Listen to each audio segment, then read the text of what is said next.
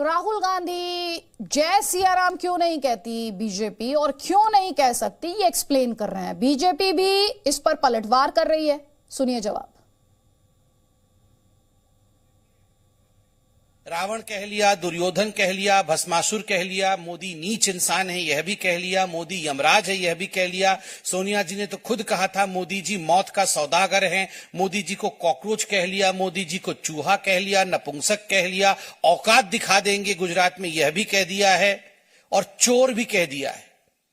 पूरी फहरिस्त है मेरे सामने, मगर आज मैं कहना चाहता हूं कि 100 गाली पूरे हो चुके हैं। 100 गाली पूरे हो चुके हैं। कांग्रेस ने अपने आप को शिशुपाल के रूप में प्रस्तुत किया है। अब समय आ चुका है जब गुजरात। मैं श्री राहुल गांधी जी को जय सिया राम कह रहा हूं, आपके माध्यम से कह रहा हूं, और मैं यह मानता हूं कि आज कांग्रेस के निवर्तमान पूर्व राष्ट्रीय अध्यक्ष और सांसद को श्री राहुल गांधी जी को जय सिया राम कहना पड़ा, और यही कांग्रेस पार्टी भगवान श्री राम के अस्तित्व को नकार रही थी कि भगवान राम तो पैदा ही ये नहीं हुए, ये काल्पनिक है। आज उन्हें जय सिया राम कहना पड़ा है। मैं बहुत प्रतीक्षा में हूं कि कब वो भगवान श्री कृष्ण की जन्मभूमि दर्शन करने के लिए जाएंगे, कब ये जय श्री कृष्ण कहेंगे, कब ये जय श्री राधे कृष्ण कहेंगे, उसकी भी मैं प्रतीक्षा कर रहा हूं। तो यहां पर आप सुन रहे हैं केशव प्रसाद मौर्य ये कह रहे हैं, निशांत रावल जी वो कह रहे हैं कि ये तो बीजेपी के लिए अचीवमेंट है कि जो राम सेतु को लेकर डिनायल मोड में थे, आज वो जय सिया राम कह रहे हैं। आपकी राजनीतिक मजबूरी बता रहे हैं। अदिति जी देखिए, बीजेपी को पहले से ही आदत है कि राष्ट्रभक्ति की बात आती है, धर्म प्रेमी की बात आती है तो बीजेपी सर्टिफिकेट बांटना शुरू कर देती है। अरे भाई, राहुल गांधी जी महादेव के दर्शन के लिए जाते हैं, आपको मिर्ची लग जाती है। राहुल गांधी जी जय सिया राम के नारे लगाना शुरू करते हैं, आपको मिर्ची लग जाती है। यानी ये जो सारी कोई हिंदू प्रक्रिया है या हिंदू देवी देवताओं का दर्शन करना, उसका कोई दस्तावेज यानी कि कोई registration only and only Bharatiya Janata party के पास है क्या? ये देखिए अदिति जी, ये भगवान राम का मैं सिंबल लेके 24 घंटे सो जाता हूँ, 24 घंटे भगवान राम मेरे साथ रहते। आपको दिख रहा होगा यहाँ पे राम लिखा हुआ है। ये भगवान हनुमान जी के मंदिर से लाई हुई है ये डोरी है, ठीक है। लेकिन क्या हम लोग ऐसा हम लोग इसका मार्केटिंग करते हैं क्या कि भगवान राम का अगर कुछ आपने पहना है तो ही आप राम भक्त हो? प्रचार तो नहीं करते, लेकिन आपने सब कुछ बता दिया। आप प्रचार नहीं कर रहे थे लेकिन आपने सब कुछ बता दिया है सर, आपने सब कुछ बता दिया। खैर, जफर इस्लाम ये कह रहे हैं हम तो अपनी भक्ति का प्रचार नहीं करते, आपके सर्टिफिकेट की इन्हें जरूरत नहीं है, ये कह रहे हैं। ये देखिए, आपने भी देखा होगा, ये वही राहुल गांधी जी हैं जो पिछले बार 2017 के इलेक्शन में मंदिर जाते थे और हर कहते थे हम बराबर आएंगे, पहली बार नहीं, पहली बार आया हूं लेकिन फिर से बार आऊंगा। 2017 का इलेक्शन खत्म हुआ और आज देखिए फिर से चुनाव के समय में इस तरह से चुनावी हिंदू बन गए है। पिछले 5 साल में तो कभी नहीं गए। वादे तो बहुत किए थे कि मैं बार मंदिर आऊंगा और यहाँ पूजा स्थल पे आऊंगा, पूजा करूंगा और आशीर्वाद लूंगा, लेकिन कभी नहीं आए। इससे समझ में आता है कि इनके जो आस्था कहीं और है, क्योंकि हम मंदिर जाते और ये कहीं रास्ता कहीं और ढूंढ रहे हैं। हम मंदिर, कांग्रेस का कार्यकर्ता नहीं, आप रास्ता कहीं और ढूंढ रहे हैं, किसी और जगह का ढूंढ रहे हैं। नहीं, आस्था कहीं और, रास्ता किसी चीज और किसी और चीज का। हम हमारी भक्ति। अरे भाई, आप तो ये बताइए ना कि आप बोला था राहुल गांधी तो गए क्या? राहुल गांधी गए क्या? इसका जवाब दीजिए। क्या एक बार भी गए 5 सालों में? क्यों नहीं गए?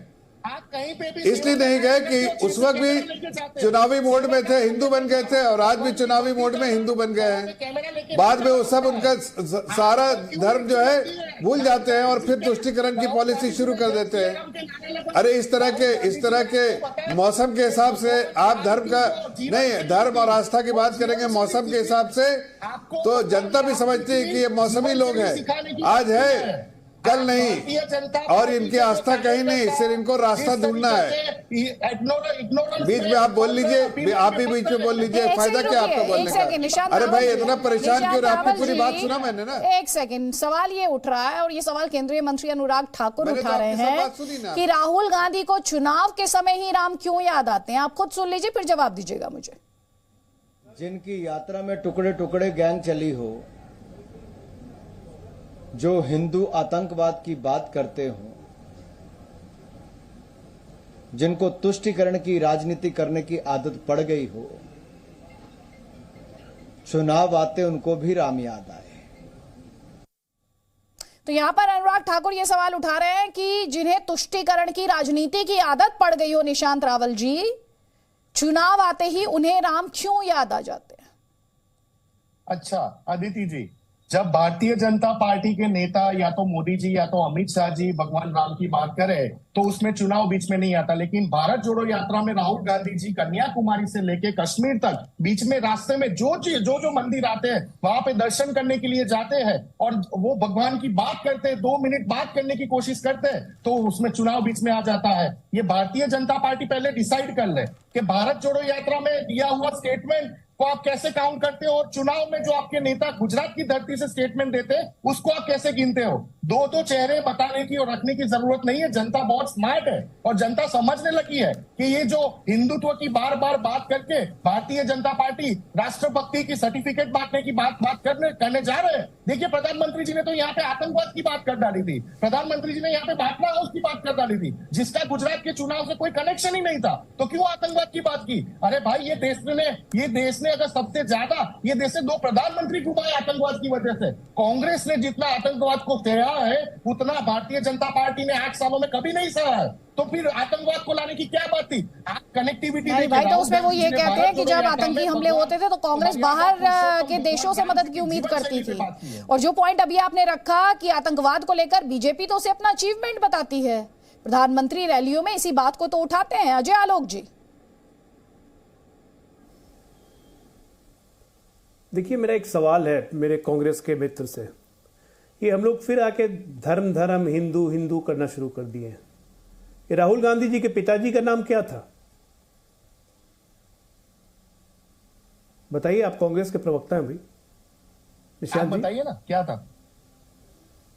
आपने सवाल किया ना, मुझे लगता है राजीव गांधी था।